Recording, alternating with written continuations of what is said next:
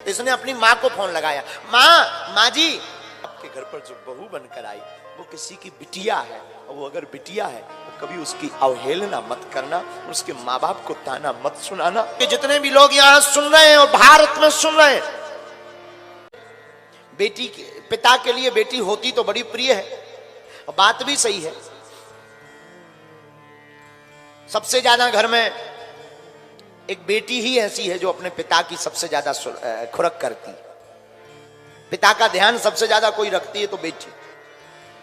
रात को 2 बजे हो, एक घड़ी माता जी नहीं उठेंगी, पत्नी नहीं उठेगी, बेटा तो उठेगा ही नहीं, निकम्मा। पापा आ गए, खोल दो, तुम ही खोल दो गेट, अब हम सो रहे, हमारा दिमाग खराब ना करो, सो मूड पर आ रहा, ऐसी बातें करके। लेकिन बिटिया कितनी भी थकी हो, बुखार में हो, बीमार हो, बेटी तुरंत जाएगी, झट से दरवाजा खोलेगी, पापा पापा पापा आ गए, पिताजी आ गए, आओ पिता आप बैठो, बीमार है आप बैठो पिताजी, हम रोटी बना देते हैं। बेटी का मोह पिता के प्रति बहुत होता है,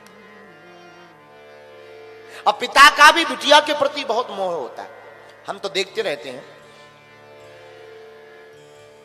दरबार में जब बैठते हैं, कभी धाम पर बैठते हैं, शादी के कितने भी साल हो जाए, लेकिन बेटियां आती हैं, महाराज जी और तो सब आपकी कृपा है, हमें अपने घर का कुछ नहीं पूछना, हमारे पिताजी ठीक हो जाए। बल्कि ये धर्म पुत्रों का है, लेकिन ये धर्म बेटियां निभाती हैं। धन्य है हमारा भारत, भारत की बेटियों को इसलिए दुर्गा कहा जाता है। बेटियां जिसके घर आती हैं उसके घर खुशियां छा जाती हैं।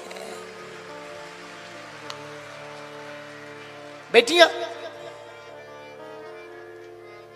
पुत्र तो केवल एक कुल का नाम रोशन करते हैं, लेकिन बेटियां तो दोनों कुलों का उद्धार करती हैं।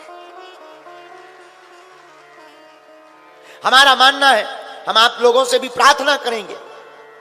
हम लोग बहुत बड़ी गड़बड़ करते हैं और गलती करते हैं, बहू को तो लाते हैं, लेकिन कई बार छोटी मोटी बातों पर बहू के माता पिता को सुनाने लगते हैं। हमारी प्रार्थना है कभी भी हो किसी के भी माता पिता की अवहेलना मत करना, क्योंकि अपने सबसे प्राणों का टुकड़ा, जिगर का टुकड़ा कोई दान में देता है तो वो बाप होता है जो अपनी फूल सी बिटिया को दान में दे देता है। आप कभी विचार करना, आत्ममंथन करना कि 20 साल जिसके घर में बिटिया चहचहाती रही हो, खेलती रही हो, जिस आंगन में कूदती रही हो, जिसकी प्रत्येक दीवाल से उसकी याद जुड़ी हो, घर की एक एक ईंट जिससे बोल करके बात करती हो, और उस बेटिया को एक ही रात में बाप अपने कलेजे पर पत्थर रख करके विदा कर देता है, उस बाप पर क्या गुजरती होगी। इस पूरी दुनिया में हम तो नहीं कह सकते, पर भारत में कह सकते हैं, इस पूरे भारत में कोई बाप कितना भी बड़ा कठोर हो, कितने भी बड़े दिल का हो, पर हम दावे के साथ कह सकते हैं कि जिस दिन बेटी की विदा होती है, उस कठोर से कठोर बाप की भी आंख भर जरूर आती है। अकेले में जा करके वो भी रो पड़ता है, उसकी भी नजर भर आती है। कितना भी कठोर हो, जब बेटी जाती है ना, विदा होती है ना, वो भी फूट पड़ता, बिखर जाता है। वो भी 2 दिन तक भोजन नहीं करता, उसे सुरत नहीं रहती। बेटी के सामने जरूर वो मन मार करके मुस्कुराएगा, कितना भी कठोर बाप हो पूरी दुनिया का, कितना भी कठोर बाप, लेकिन जब बेटी की विदा होती है तब उस बाप से पूछना, उसका दिल कितना बिखर जाता है।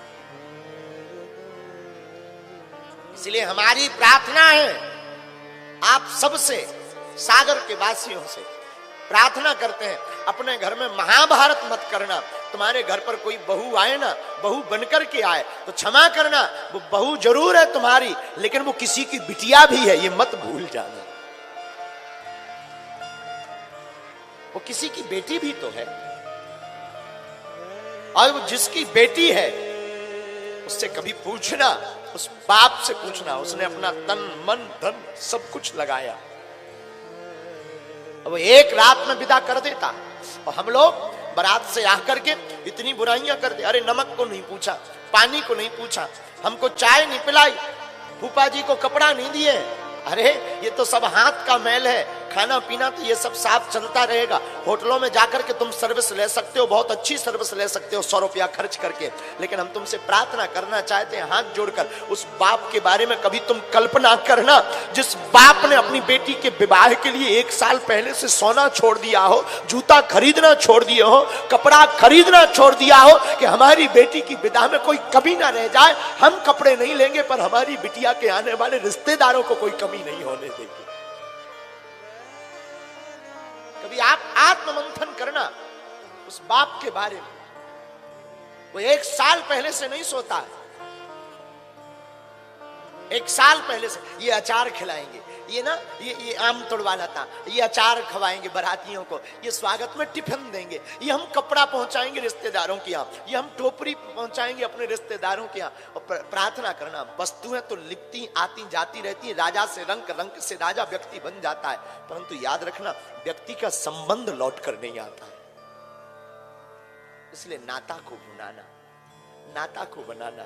कभी भी हो आपके घर पर जो बहू बनकर आई वो किसी की बिटिया है, और वो अगर बिटिया है तो कभी उसकी अवहेलना मत करना, उसके माँ बाप को ताना मत सुनाना कृपा करके। और जिस दिन तुम ये कर लोगे, जितने भी लोग यहां सुन रहे हैं और भारत में सुन रहे हैं, दृष्टि का खेल है।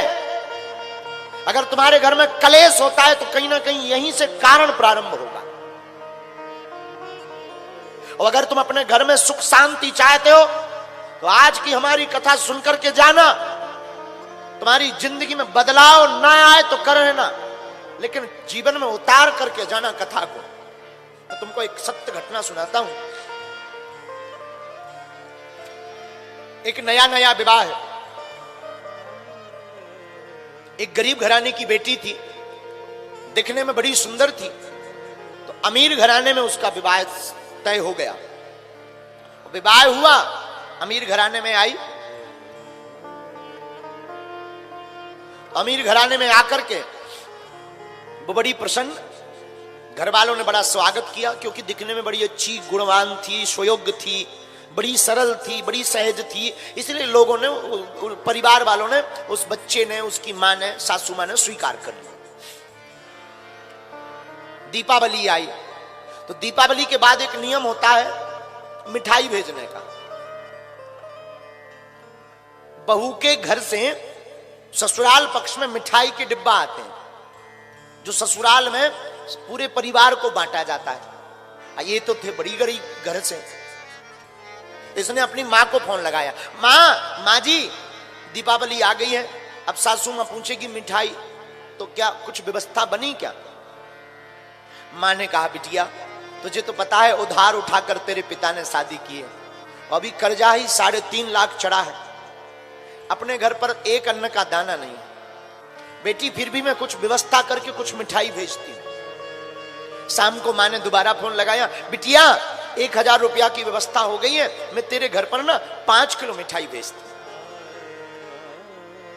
तो बेटी ने सोचा परिवार इतना बड़ा है, 5 किलो मिठाई अगर आएगी तो मेरी सासू मां ताना सुनाएगी, हंसी उड़ाएगी। देखो कितनी बड़ी